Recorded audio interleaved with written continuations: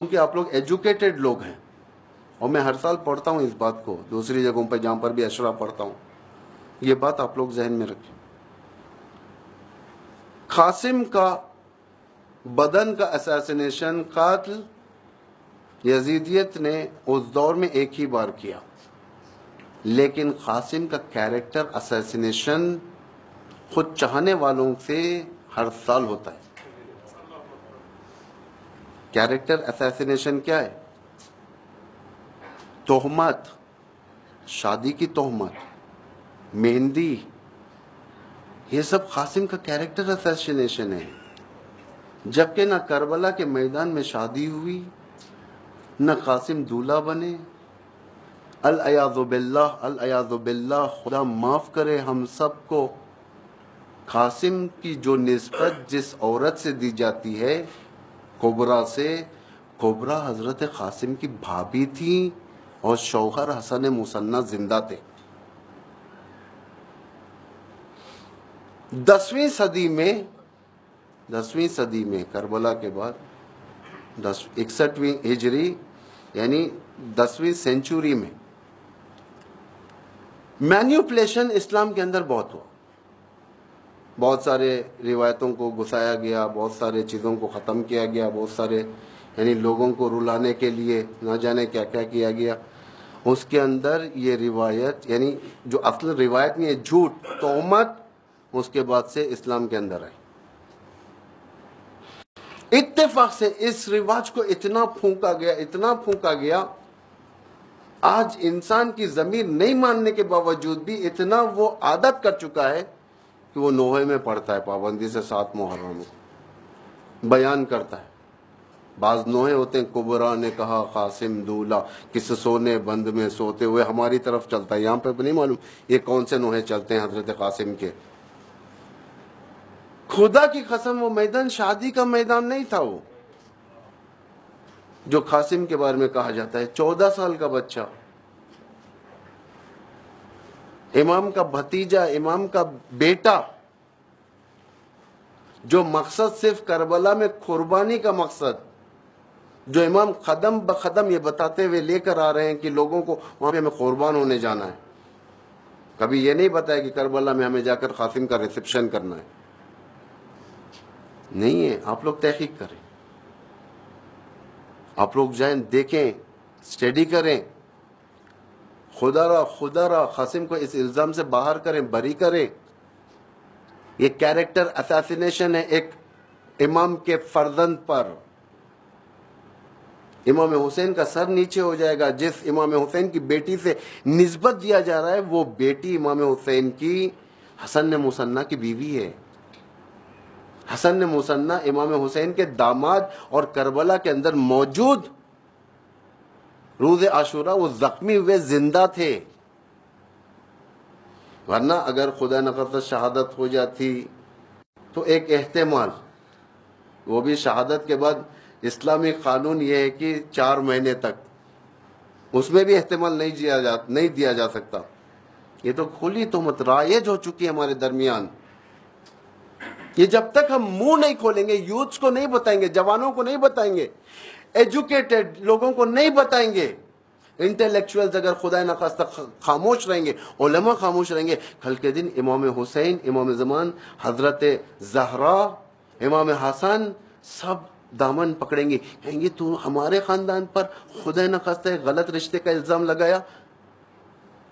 یزیدیت نے ایک بار اساسینیشن کیا تھا کربلا میں، ہم تو ہر سال کیریکٹر اساسینیشن کرتے ہیں.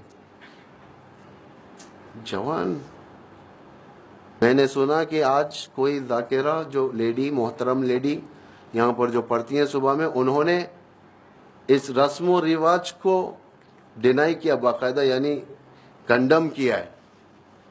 یقیناً زبان کھولیے، زبان کھولنے والے امام کے سامنے بری ہوتے ہیں. محشر میں جس وقت پیش کیے جائیں گے ہم لوگ، خدا پوچھے گا تو نے وہ کیوں نہیں بیان کیا جو الزام لگ رہا تھا. ہم کہیں گے لوگوں کے ڈر سے، لوگوں کے ڈر سے. خدا کہے گا تجھے لوگوں کا ڈر تھا، میرا ڈر نہیں تھا. امام زمان کل کے دن سوال کریں گے تو ہم کیا جواب دیں گے؟ اور یہ جو جتنے مصائب ہیں قاسم کی شادی وغیرہ، یہ سب لیٹسٹ مصائب ہیں، بنائے ہوئے مصائب ہیں. یہ کتنے سال پہلے بنے، زیادہ عرصہ نہیں گزرا.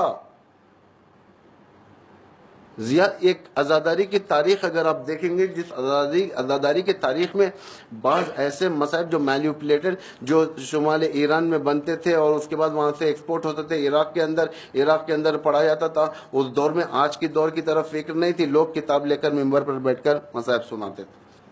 اس میں کیا لکھا ہے کیا نہیں لکھا ہے کسی کو کچھ نہیں معلوم، اور اس کتاب کو حجت بنایا جاتا تھا. آج جو نزدیک ترین، کربلا سے نزدیک ترین جو کتابیں جو گزری ہیں، یعنی 200 سال کے اندر، 150 سال کے اندر والی، اس کتاب کے بارے میں کوئی بات کرنے تیار نہیں. اس سے زیادہ نہیں بولوں گا میں، لیکن درود اس لیڈی پر، اس محترمہ پر جو یہاں پر عورتوں کے اندر بیان کی، کیونکہ عورتوں میں زیادہ رسم ہے یہ مہندی کا. کہاں سے ہے مہندی کربلا میں؟ پانی کہاں سے آیا مہندی بنانے کے لیے؟ مہندی صرف پتے تو نہیں لگڑے جاتے، مہندی کی خصوصیت یہ کہ جتنا آپ گھسیں گے اتنا ہی مہندی. اور عرب میں دامادوں کے لیے مہندی کا رواج کہاں پر ہے؟ آپ تحقیق کریں، عرب میں آج بھی جو شادیاں ہوتی ہیں کہ وہاں پر مہندی لگائی جاتی ہے انڈیا پاکستان کی طرح، یا مہندی انڈیا سے گئی ہے، یا مہندی کئی ایسی جگہ سے گئی ہے، مثلا انڈیا، سری لنکا، رسول کے امام حسین کے پاس کربلا بنا کر لے گئے، وہاں پر کربلا میں جا کر لگا دیا. توجہ کریں، تحقیق کریں، آپ لوگ خدا را تحقیق کریں. قوم کی حماقت کے دلیل یہ ہوتی ہے کہ وہ قوم کی حماقت، یعنی وہ قوم ایڈیٹ قوم ہوتی ہے جو قوم سننے کے بعد تحقیق نہ کرے. امام فرماتے ہیں ایسے لوگوں کو میں اپنے ساتھ نہیں رکھتا، ایڈیٹس کو. ہم کہتے ہیں ہم دیوانے اہل بیت کے، ہم جو چاہے کریں گے، ہم اماموں کے دیوانے، مر مٹیں گے، فلاں کریں گے.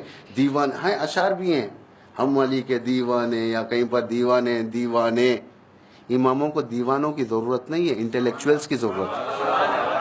نعرے حیدری، دشمنان اہل بیت پر،